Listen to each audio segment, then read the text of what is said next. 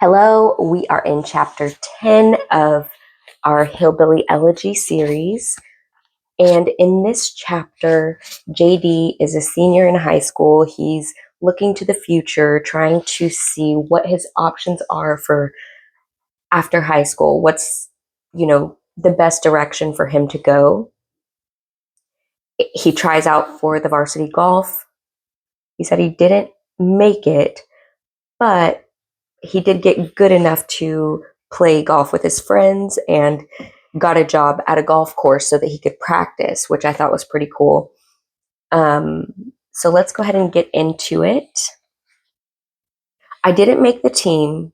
I did show enough improvement to justify practicing with my friends who had made the team. And that was all I really wanted. I learned that Mamaw was right. Golf was a rich person's game. At the course where I worked, few of our customers came from Middletown's working class neighborhoods. On my first day of golf practice, I showed up in dress shoes thinking that was a golf shoe. When an enterprising young bully noticed before the first tee that I was wearing a pair of Kmart brown loafers, he proceeded to mock me mercilessly for the next 4 hours. I resisted the urge to bury my putter in his god-danged ear, remembering Mamaw's sage advice to act like you've been there. That's such good advice. Okay, a note about hillbilly loyalty reminded of the story recently. A note about hillbilly loyalty reminded of that story recently. Lindsay launched into a tirade about how much of a loser that kid was. The incident occurred 13 years ago. That is so cute. You've got to love that sibling protective and loyalty with your family when something comes up from high school and you're still mad. I knew in the back of my mind that decisions were coming about my future. All of my friends planned to go to college. That I had such motivated friends was due to Mamaw's influence. Because you know how smart she is. She's like, honey, I'm going to hit these kids with my car. You better shape up and act right. Get some good friends. By the time I was in 7th grade, many of my neighborhood friends were already smoking the ganj. Mamaw found out and forbade me to see any of them.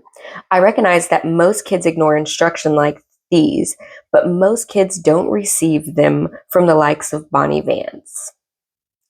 She promised that if she saw me in the presence of any person on the banned list, she would run him over with her car. No one would ever find out, she whispered menacingly. With my friends headed for college, I figured I'd do the same. I scored well enough on the SAT to overcome my earlier bad grades, and I knew that the only 2 schools I had any interest in attending were Ohio State and Miami University. Would both accept me. Sorry. The only 2 schools I had any interest in attending were Ohio State and Miami University. Would both accept me. A few months before I graduated, I had, admittedly with little thought, settled on Ohio State. A large package arrived in the mail filled with financial aid information from the university. There was talk of Pell Grants, subsidized loans, and he goes on and on about how he and Mamaw have no idea what this is and how you could buy a home in Middleton for the cost of the school. So,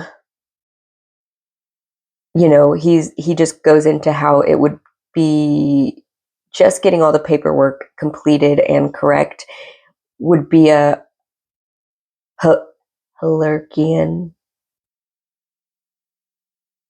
Herculean effort.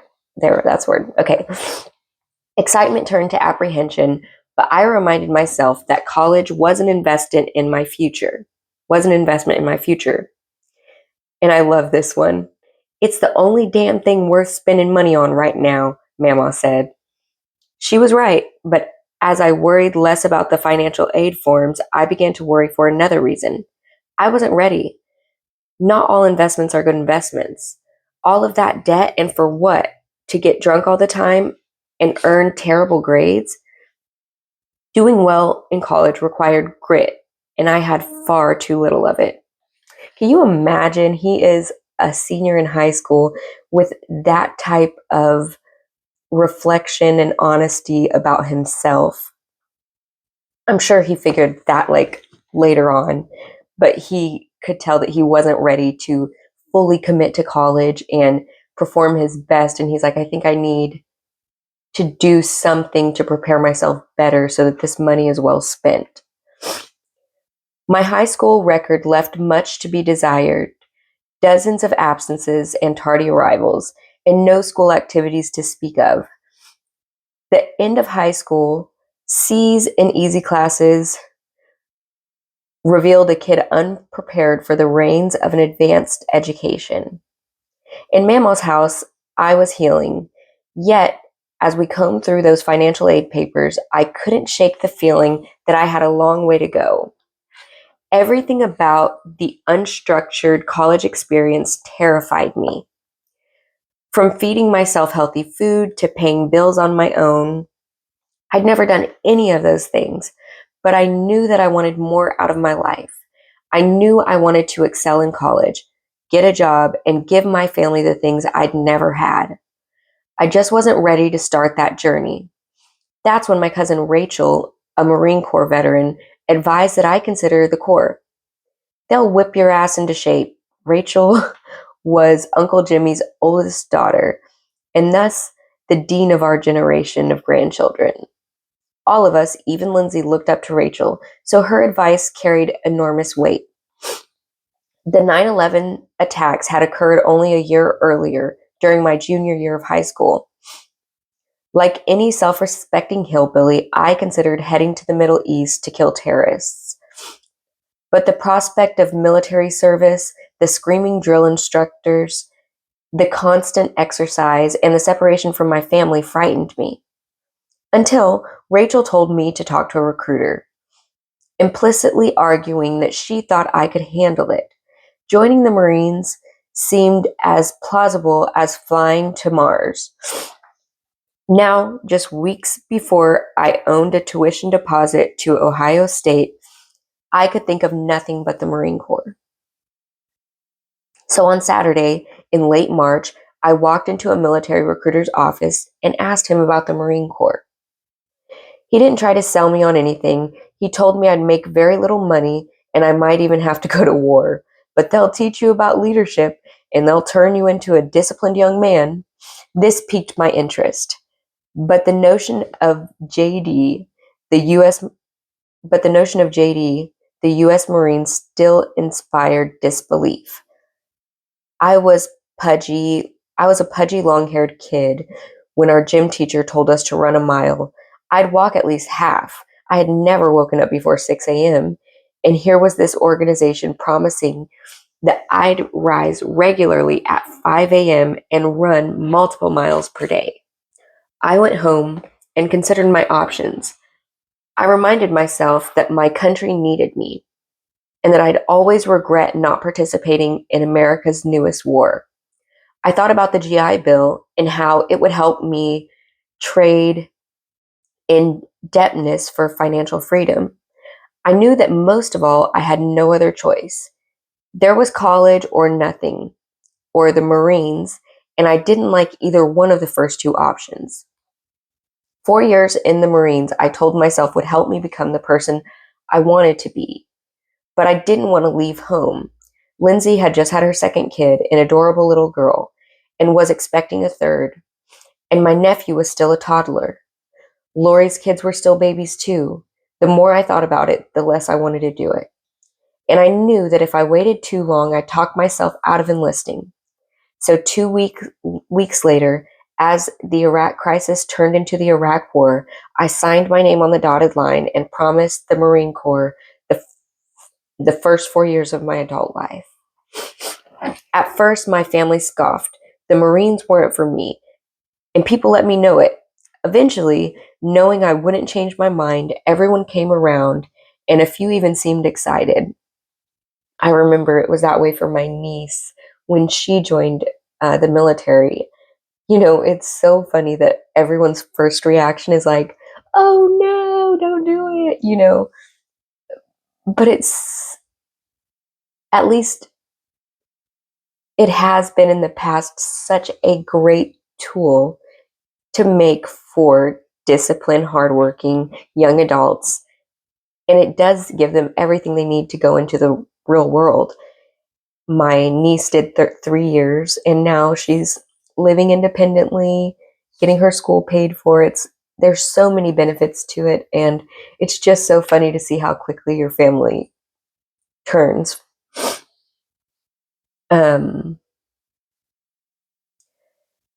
Everyone that is, save Mamaw.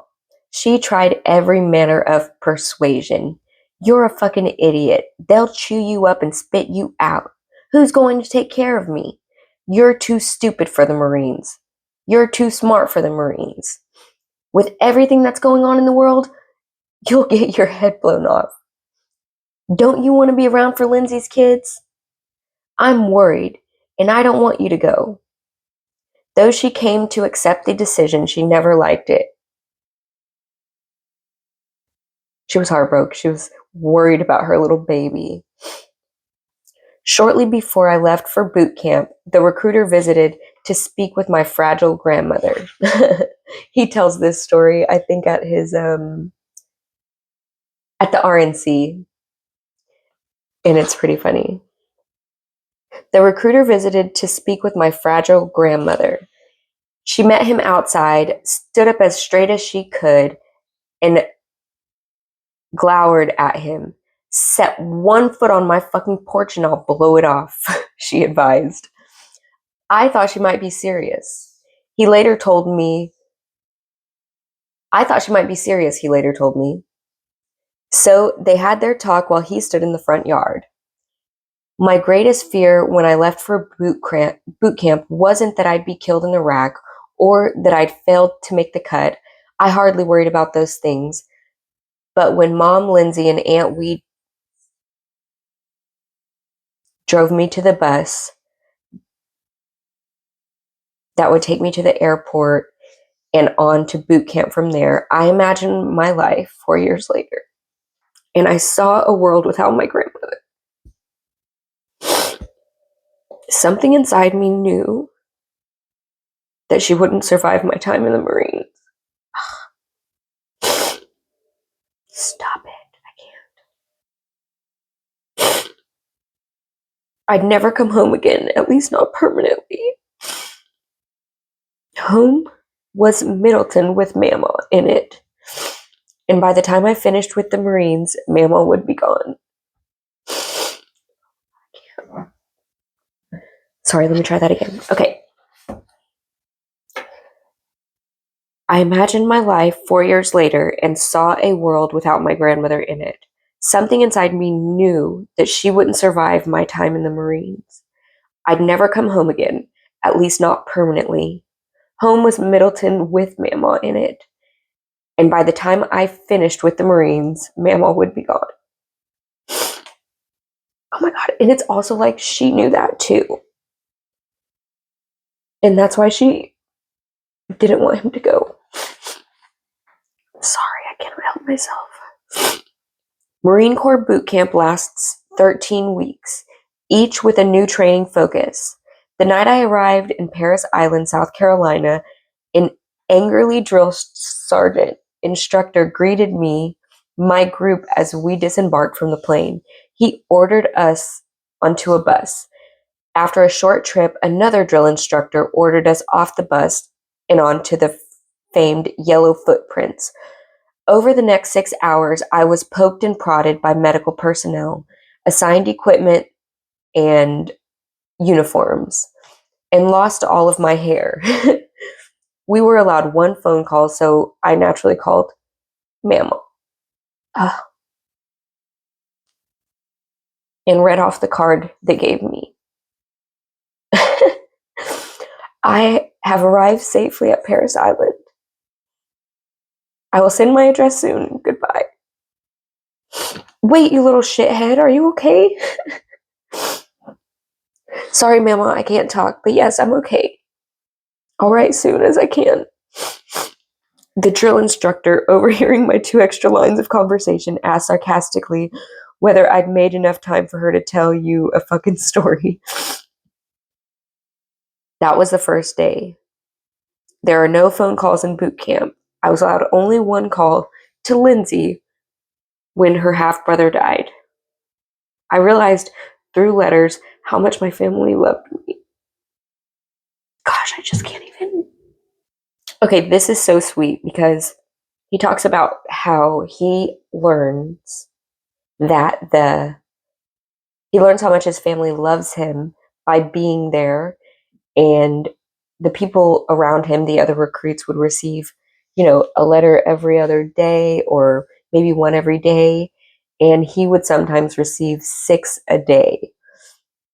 He says Mamaw wrote every day, sometimes several times, offering extended thoughts on what was wrong with the world in few sentence streams of consciousness. In others, most of all, Mamaw wanted to know how my days were going and reassure me. Recruiters told families that what most of us needed were words of encouragement. And Mamaw delivered that in spades. As I struggled with screaming drill instructors and physical fitness routines that pushed my out-of-shape body to the limits, I read every day that Mamaw was proud of me, that she loved me, and that she knew I wouldn't give up. Thanks to either my wisdom or inherent hoarder tendencies, I managed to keep nearly every one of the letters I received from my family. Many of them shed an interesting light on the home I left behind. A letter from Mom asking me what I might need and telling me how proud she is of me. I was babysitting Lindsay kids, she reports. They played with slugs outside. They squeezed one and killed it. But I threw it away and told them they didn't because Cam got a little upset thinking he killed it. This is Mom at her best. Loving and funny. A woman who delighted in her grandchildren. In the same letter, a reference to Greg, likely a boyfriend who has since disappeared from my memory. And an insight into our sense of normalcy. Mandy's husband, Terry, she starts referencing a friend of hers, was arrested on probation violation and sent to prison, so they're all doing okay. Lindsay also wrote often, sending multiple letters in the same envelope, each on a different colored piece of paper, with instructions on the back. Read this one second, read this one last. Every single letter contained some reference to her kids. I learned of my oldest niece's successful potty training, my nephew's soccer matches, and my younger niece's early smiles and first efforts to reach for things. After a lifetime of shared triumphs and tragedies, we both adored her kids more than anything else. Almost all of the letters I sent home asked her to kiss the babies and tell them I loved it. Cut off for the first time from the home and family, I learned a lot about myself and my culture. Contrary to conventional wisdom, the military is not a landing spot for low-income kids with no other options. 69 members of my boot camp platoon included Black, white, and Hispanic kids, rich kids from upstate New York, and poor kids from West Virginia, Catholics, Jews, Protestants, and even a few atheists. I was naturally drawn to those like me. The person I talked to most, I wrote to my family in my first letters home, is from Leslie County, Kentucky. He talks like he's from Jackson. I was telling him how much bullshit it was that Catholics got all the free time they did. They get it because of the way the church schedules work. He's definitely a country kid, because he said, "What's a Catholic?" And I told him that it was just another form of Christianity, and he said, "I might have to try that out." Mamaw understood precisely where he came from. "Down in that part of Kentucky, everybody's a snake handler," she wrote back, only partially joking. During my time away, Mamaw showed vulnerability that I'd never seen before. Mamaw as the matriarch, I think is just like a dagger in my heart, because I admire her so much and I completely can understand the type of connection JD had to his grandmother. It's like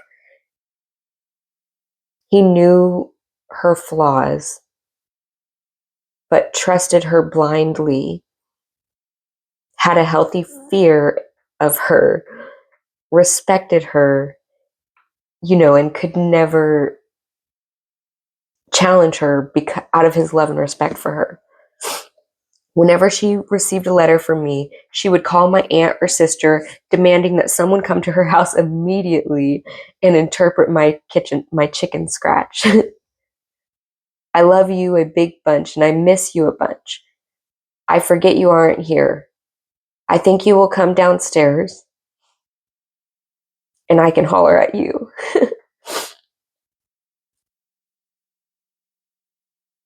Sorry.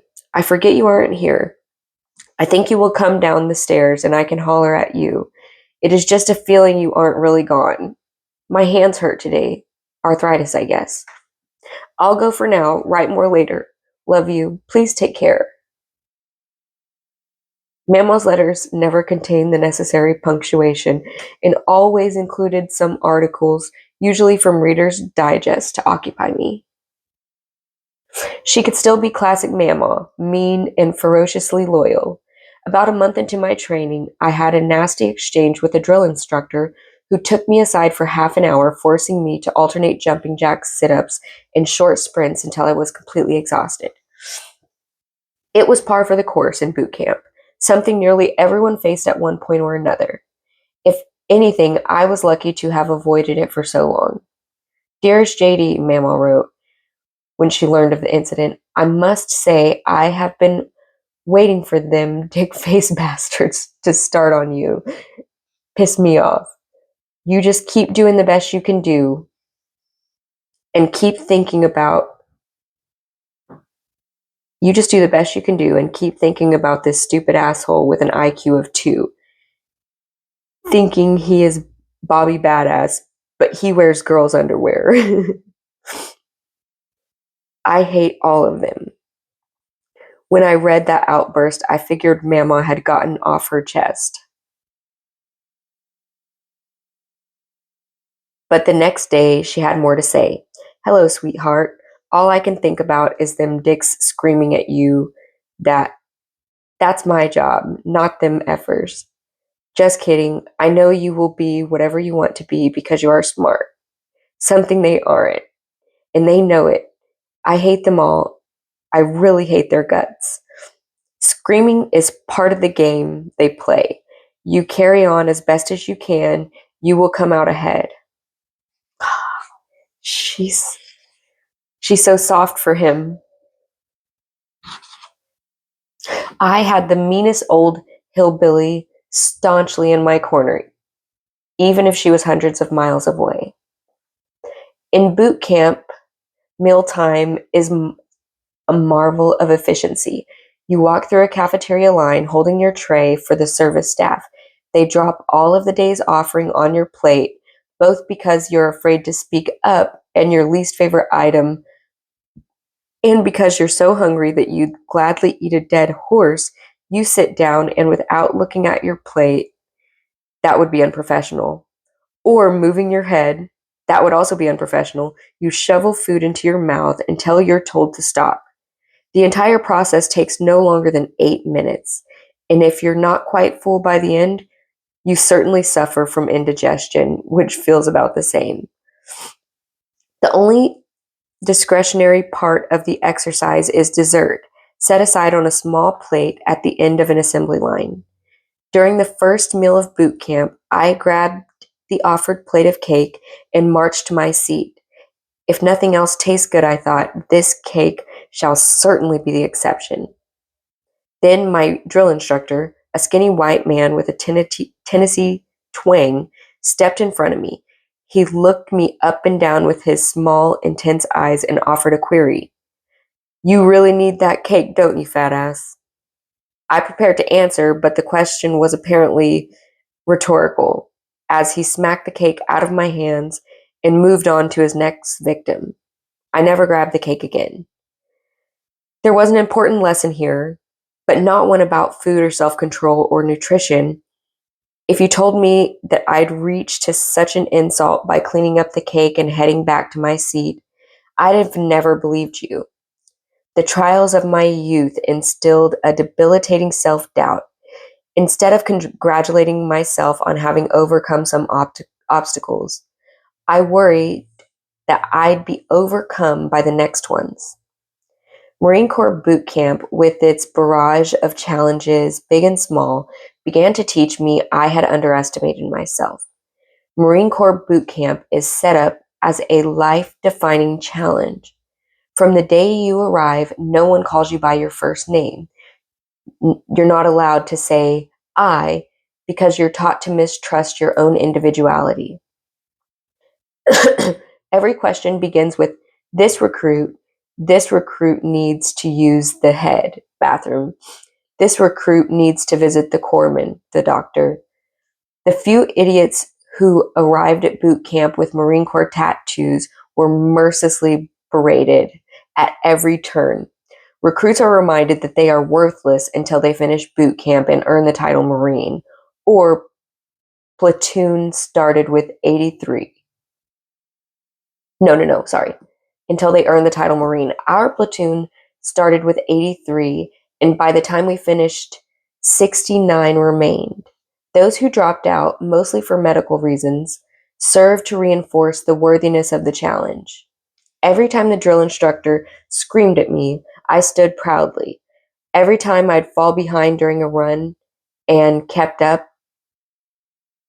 every time I learned to do something I thought impossible, like climb a rope, I came a little closer to believing in myself.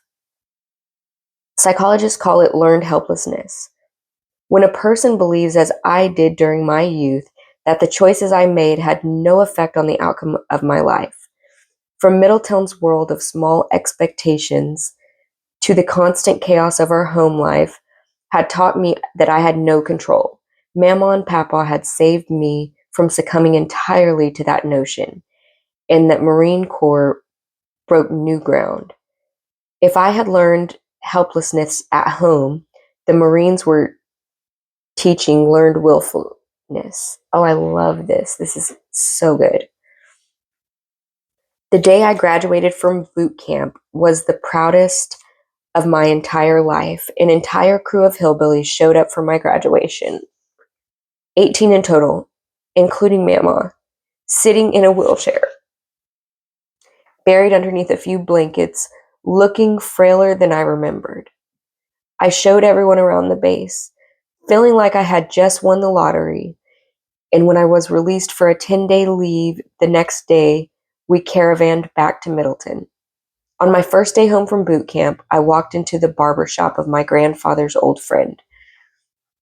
Marines have to keep their hair short, and I didn't want to slack just because no one was watching. For the first time, the corner barber, a dying breed, even though I didn't know it at the time, greeted me as an adult. I sat in his chair, told some dirty jokes, most of which I'd learned only weeks earlier, and shared some boot camp stories. When he was about my age, he was drafted into the army to fight in Korea. So we traded some barbs about the army and the Marines. After the haircut, he refused to take my money and told me to stay safe. He'd cut my hair before, and I'd walked by his shop nearly every day for 18 years. Yet it was the first time he'd ever shaken my hand and treated me as an equal. Even the barber is so proud of him. Oh, shoot. I had a lot of those experiences shortly after boot camp.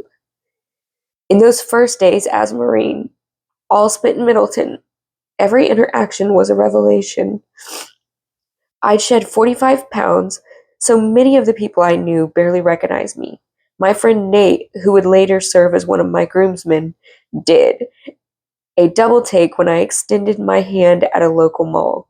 Perhaps I carried myself a little differently. My old hometown seemed to think so. The new perspective went both ways. Many of the foods that I ate once now violated the fitness standards of the Marines. In Mamaw's house, everything was fried chicken, pickles, tomatoes. That bologna sandwich on toast with crumbled potato chips was a topping no longer appeared healthy. Blackberry cobbler, once considered as healthy as any dish built around the fruit, blackberries, and grains, flours, lost its luster. I began asking questions I'd never asked before. Is there added sugar? Does this meat have a lot of saturated fat? How many salts? It was just food, but I was already realizing that I'd never look at Middletown the same way again. In a few short months, the Marine Corps had already changed my perspective. I was going to skip reading today because I'm a little bit under the weather, but I just had to do it because I don't want to keep prolonging this and I want to stay consistent. So we're going to carry on. We've got a little bit left, okay? I soon left home for a permanent assignment in the Marine Corps, and life at home continued on apace. I tried to return as often as I could with long weekends and generous Marine Corps leave. I usually saw my family every few months. The kids looked a bit bigger every time I saw them. And Mom moved in with Mamaw not long after I left for boot camp. Though she didn't plan to stay, Mamaw's health seemed to improve. She was walking better and even putting on a bit of weight. Lindsay and Aunt Wee, as well as their families, were healthy and happy. My greatest fear before I left was that some tragedy would befall my family while I was away, and I'd be unable to help. Luckily, that wasn't happening. In January 2005, I learned that my unit would head to Iraq a few months later. I was both excited and nervous. Mamaw fell silent when I called to tell her. After a few uncomfortable seconds of dead air, she said only that she hoped the war would end before I had to leave. That she hoped the war would end before I had to leave. Though we spoke on the phone every few days, we never spoke of Iraq. Even as winter turned to spring and everyone knew I'd be leaving for war that summer, I could tell that Mamaw didn't want to talk or think about it. I obliged. Mamaw was old, frail, and sick. I no longer lived with her, and I was preparing to go fight war. Though her health had improved somewhat since I'd left for the Marines, she still took a dozen medications and made quarterly trips to the hospital for various ailments. When AK Steel, which provided health care for Mamaw and Papaw's widow, announced that they were increasing her premiums, Mamaw simply couldn't afford them. She barely survived as it was. She needed $300 extra per month. She told me as much one day, and I immediately volunteered to cover the cost. She never accepted anything from me.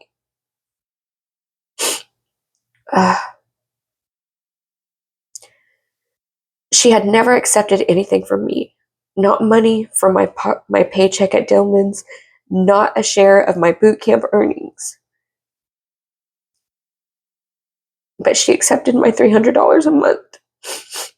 And that's how I knew she was desperate. Oh gosh. I didn't make a lot of money myself, probably $1,000 a month after taxes. Though the Marines gave me a place to stay and food to eat, so that money went far. I also made extra money playing online poker. Poker was in my blood. I'd played with pennies and dimes with Papa and my great uncles as far back as I could remember. And the online poker craze at the time made it basically free money. I played 10 hours a week on small stakes tables, earning $400 a month.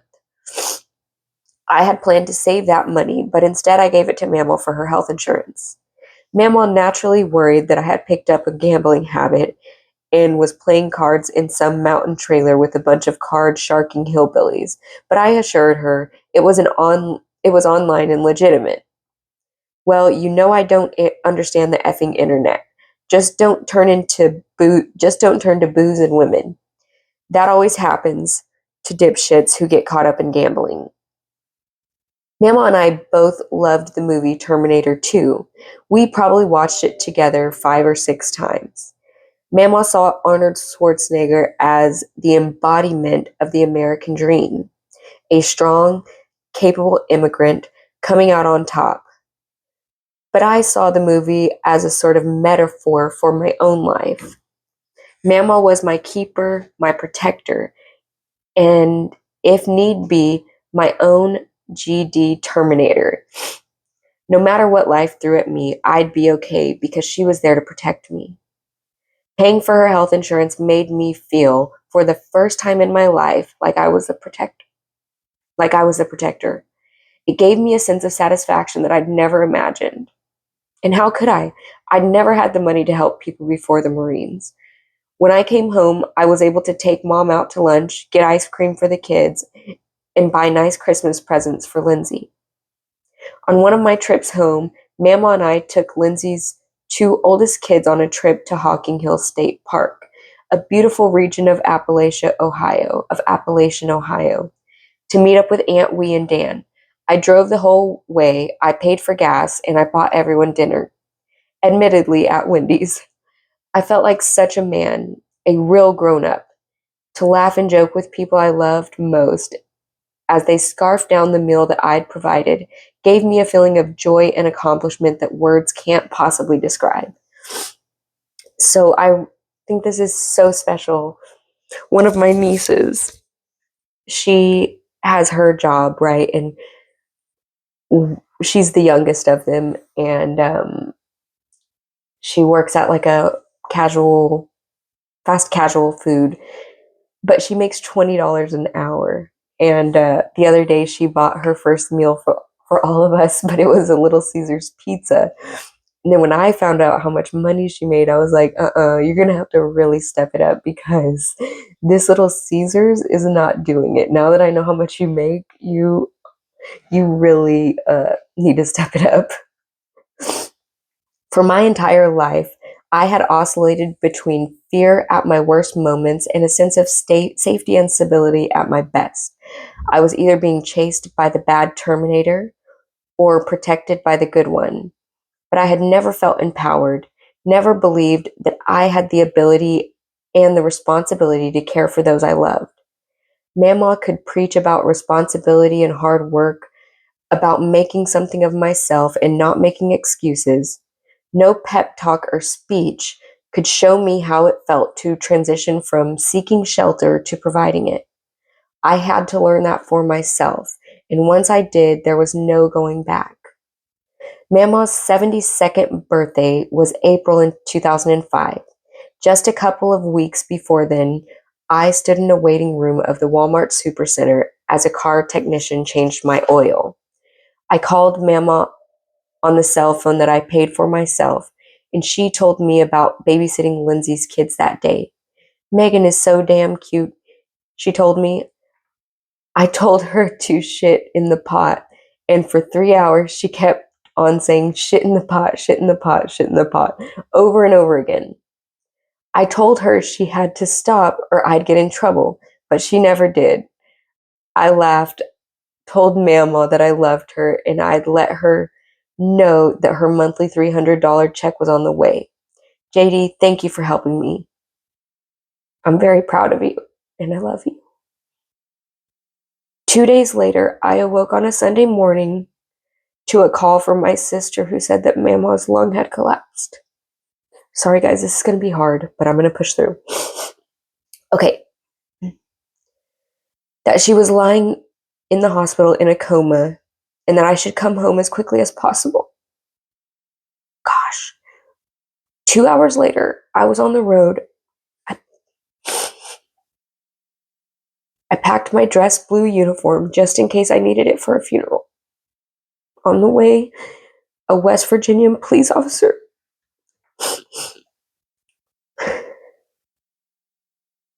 Gosh. I can't. Okay, I've got it together. Not really, but we'll keep going. A West Virginia police officer pulled me over for going 94 miles an hour on I-77. He asked why I was in such a hurry. And when I explained, he told me that the highway was clear of speed traps for the next 70 miles. After which I'd cross into Ohio and that I should go as fast as I wanted until then. I took my warning ticket, thanked him profusely, and drove 102 until I crossed state lines. I made the 13-hour trip in just under 11 hours. Gosh, can you imagine that drive?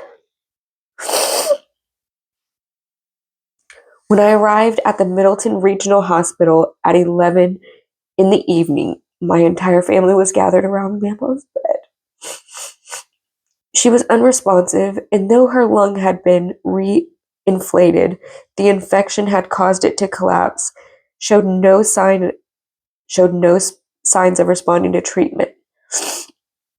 Until that happened, the doctors told us it would be torture to wake her, if she could be awakened at all. We waited a few days for signs that the infection was surrendering to the medication, but the signs showed the opposite. Her white blood cell count continued to rise, and some of her organs showed evidence of severe stress. Her doctor explained that she had no realistic chance of living without a ventilator and a feeding tube. We all conferred and decided that if after a day Mamaw's white blood cell count increased further, we would pull the plug. Legally, it was Aunt Wee's sole decision. And I'll never forget when she tearfully asked whether I thought she was making a mistake. To this day, I'm convinced that she and we made the right decision. I guess it's impossible to know for sure. I wished at the time that we had a doctor in the family. The doctor told us that without the ventilator, Mamaw would die within 15 minutes, an hour at most. She lasted instead for 3 hours, fighting to the very last minute. Everyone was present. Uncle Jimmy, Mom, Aunt Wee, Lindsay, Kevin, and I. We gathered around her bed, taking turns whispering in her ear and hoping that she'd hear us. As her heart rate dropped and we realized that her time drew near, I opened a Gideon's Bible to a random passage and began to read. It was 1 Corinthians chapter 13, verse 12.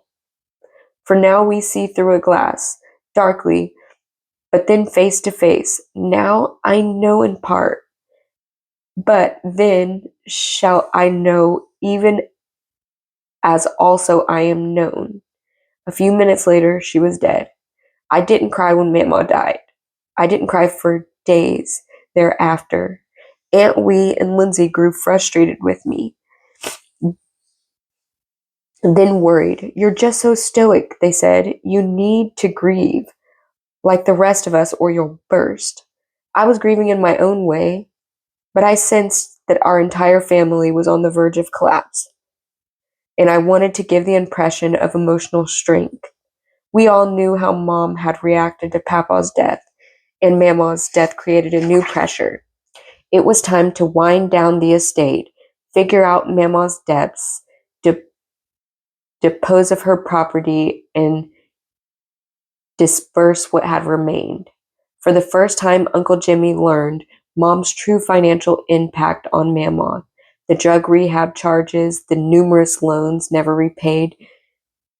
To this day, he refuses to speak to her.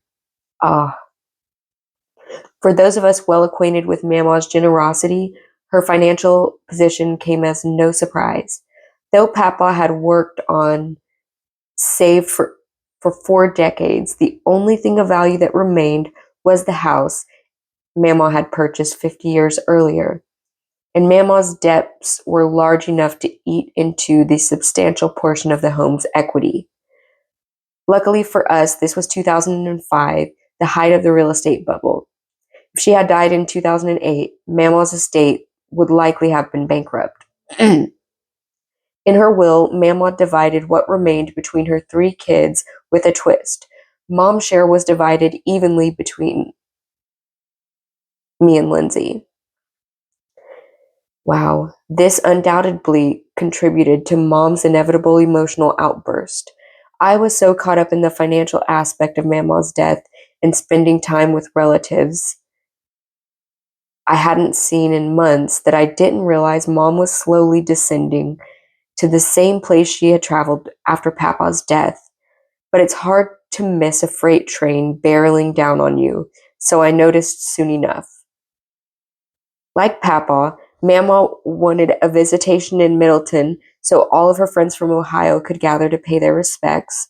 Like Papa, she wanted a second visitation and funeral back home in Jackson at Deaton's.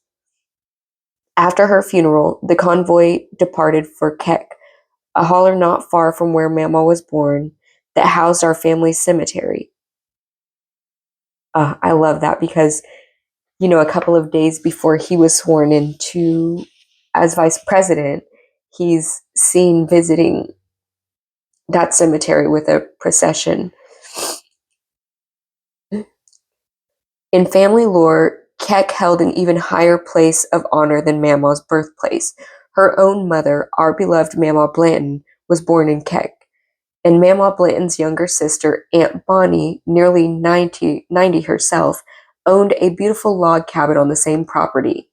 A short hike up the mountain from that log cabin is a relatively flat plot of land that served as the final resting place for Papa and Mamaw Blanton, and a host of relatives, some born in the 19th century. That's where our convoy was headed, through the narrow mountain roads, to deliver Mamaw to the family who'd crossed it over before.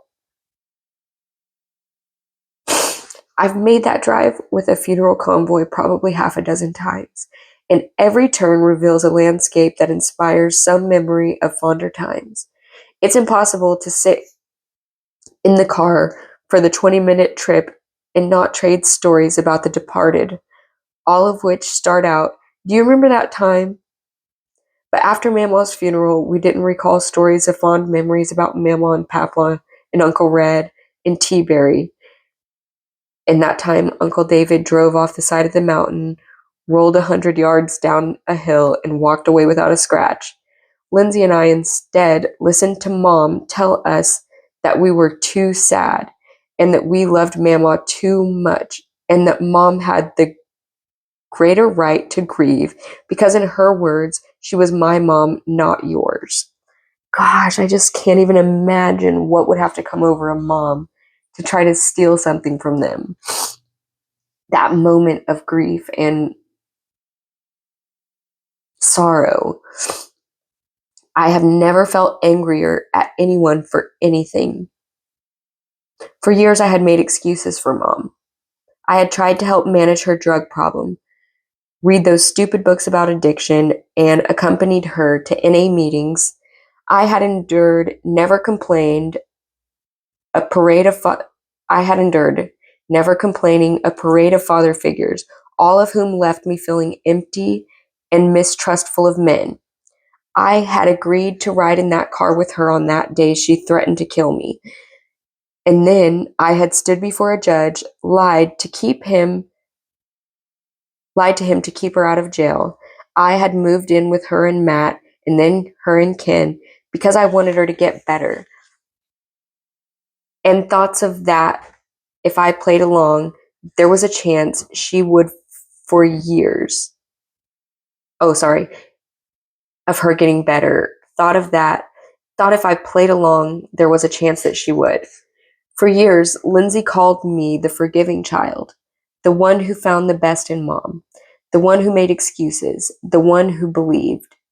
I opened my mouth to spew pure vitriol in Mom's direction, but Lindsay spoke first. No, Mom. She was our mom too. And that said it all. So I continued to sit in silence. The day after the funeral, I drove back to North Carolina to rejoin my Marine Corps unit. On the way back on a narrow mountain back road in Virginia, I hit a wet patch of road coming around a turn, and the car began spinning out of control. I was moving fast, and my twisting car showed no signs of slowing as it hurtled towards the guardrail. I thought briefly that this was it. I had toppled over that guardrail and joined Mamaw, just a bit sooner than I expected. When all of a sudden the car stopped. It is the closest I've ever come to a true supernatural event. And though I'm sure some law of friction can explain what happened, I imagined that Mamaw stopped the car from toppling over the side of the mountain. I reoriented the car, returned to my lane, and then pulled off to the side. That was when I broke down and released the tears that I had held back during the previous 2 weeks. I spoke to Lindsay and Aunt Wee before restarting my journey, and within a few hours I was back at the base.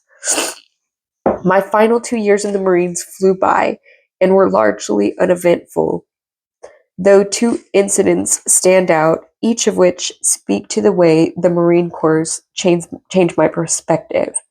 The first was a moment in time in Iraq where I was lucky to escape any real fighting, but which affected me deeply nonetheless.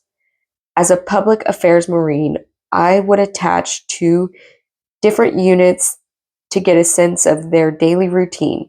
Sometimes I'd escort civilian press, but generally I'd take photos or write short stories about individual Marines or their work. Early in my deployment, I attached to a civil affairs unit to do community outreach. Civil affairs missions were typically considered more dangerous, as a small number of Marines would venture into unprotected Iraqi territory to meet with locals. On our particular mission, senior Marines met with local officials while the rest of us provided security or hung out with school kids, playing soccer and passing out candy and school supplies. One very shy boy approached me, held out his hand. When I gave him a small eraser, his face briefly lit up with joy before he ran away to his family, holding his 2-cent prize aloft in triumph. I have never seen such excitement on a child's face. I don't believe in epiphanies.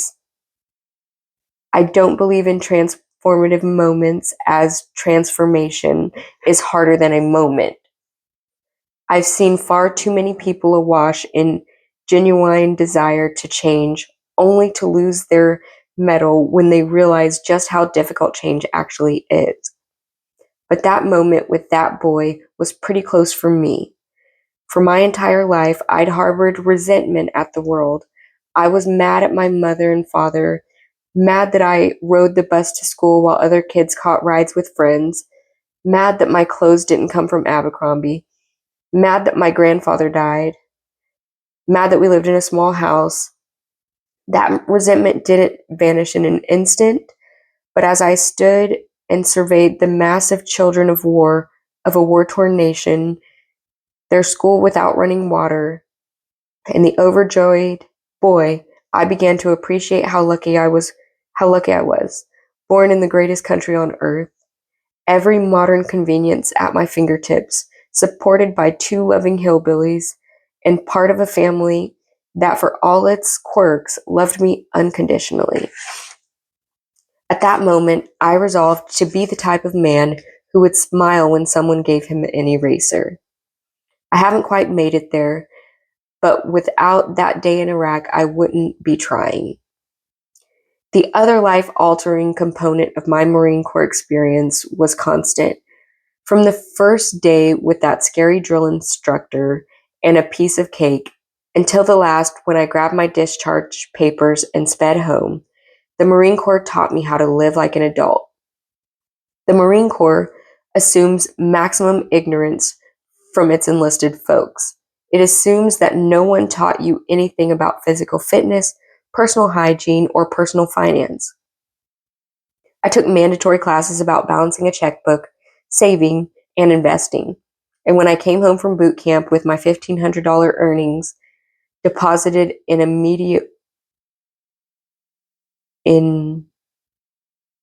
mediocre regional bank, a senior enlisted Marine drove me to Navy Federal, a respected credit union, and had me open an account. When I caught strep throat and tried to tough it out, my commanding officer noticed and ordered me to the doctor.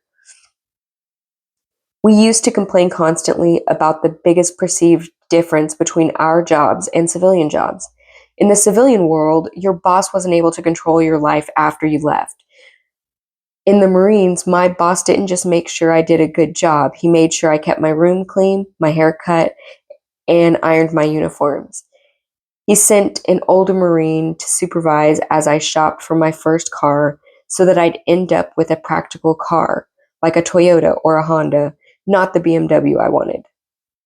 When I nearly agreed to finance that purchase directly through the car dealership with a 21% interest rate loan, my chaperone blew a gasket and ordered me to call Navy Fed and get a second quote. It was less than half the interest. I had no idea that people did these things. Compare banks, I thought. They were all the same. Shop around for a loan? I felt so lucky to even get a loan that I was ready to pull the trigger immediately. The Marine Corps demanded that I think strategically about these decisions and then taught me how to do so. Just as important, the Marines changed the expectations I had for myself in boot camp. The thought of climbing the 30-foot rope inspired terror, but by the end of my first year, I could climb the rope using only one arm. Before I enlisted, I had never run a mile continuously. On my last physical fitness test, I ran 3 of them in 19 minutes. It was the Marine Corps where I first ordered grown men to do a job and watched them listen, where I learned that leadership depended far more on earning the respect of your subordinates than on bossing them around, where I discovered how to earn that respect, and where I saw that men and women of different social classes and races could work as a team and bond like family.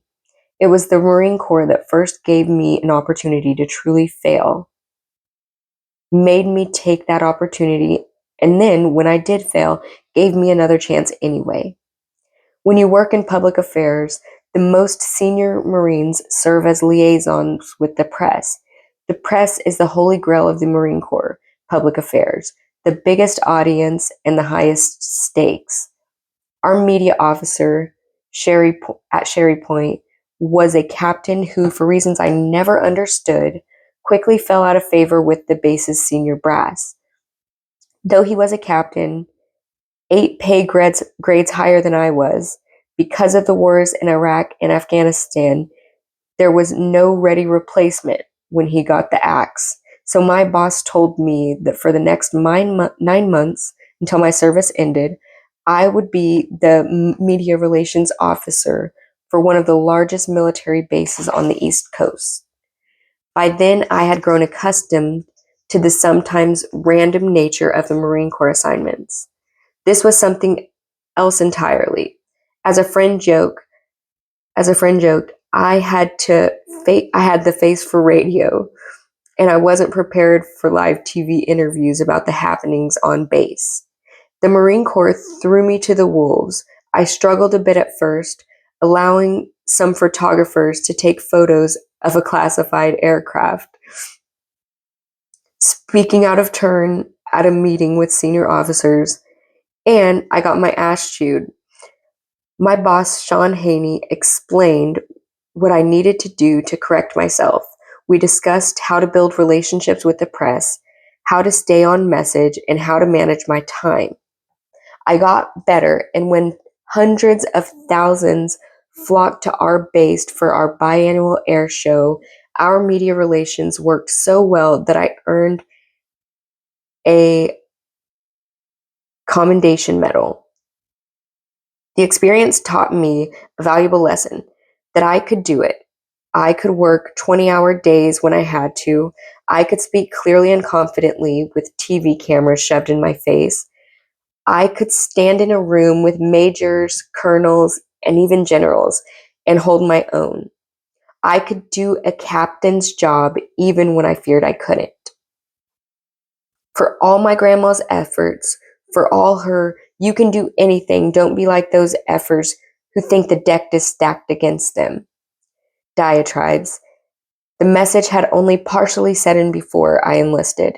Surrounding me was another message that I and the people like me weren't good enough, that the reason Middletown's produced 0 Ivy League graduates was some genetic or character defect.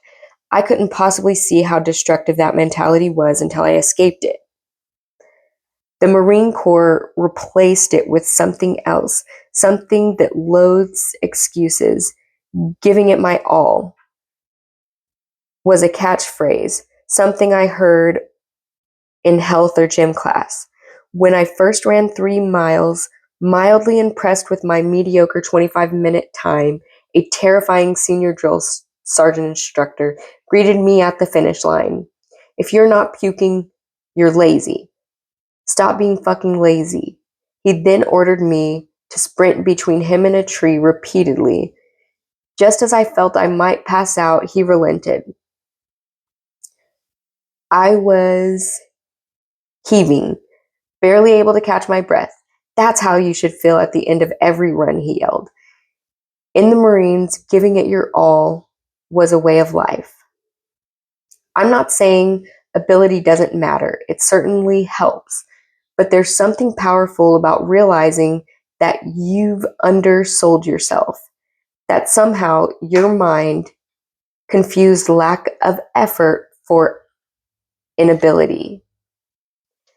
This is why whenever people ask me what I'd most like to change about the white working class, I'd say the feeling that our choices don't matter.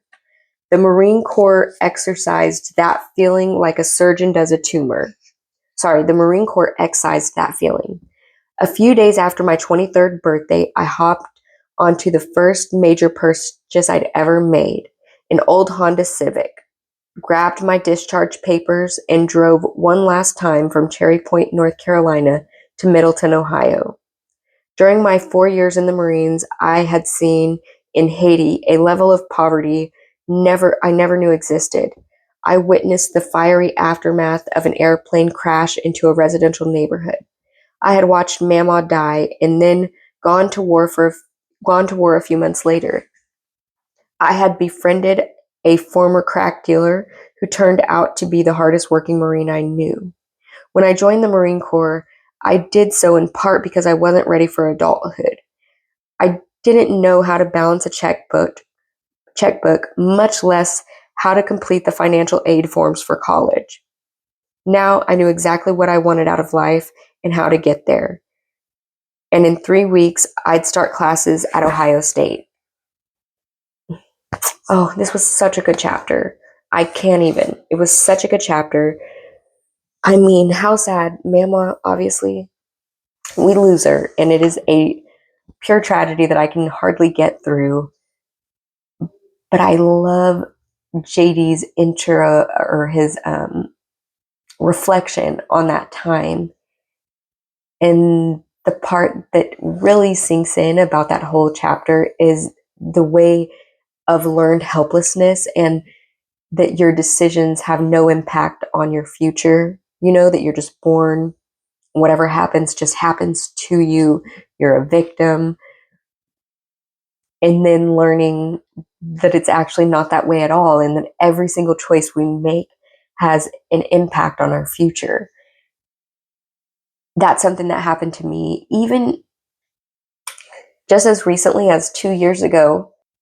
There was like a similar circumstance where I ran this 3-mile track at the park, which I had run many times, but I always stop, when I'm gassed out, and like walk for a couple minutes several times throughout the run. And this time I was by myself, and I was like, I'm going to run the whole track, which I had never done without stopping for a walk. And when I did it, I was just in tears with pride and knowing that I had doubted that I was capable for years of doing this. And then now that I know I definitely can do it, it's just the best revelation of your mind not not telling you, like, it's the trick our minds play on us. So that's just something I really, really loved about that chapter. So next will be chapter 11. I'm so sorry again about my voice. I hope if you are following along that you're able to push through this episode as I was, and we will get to chapter 11 here soon. Thank you so much. Enjoy, and ciao for now.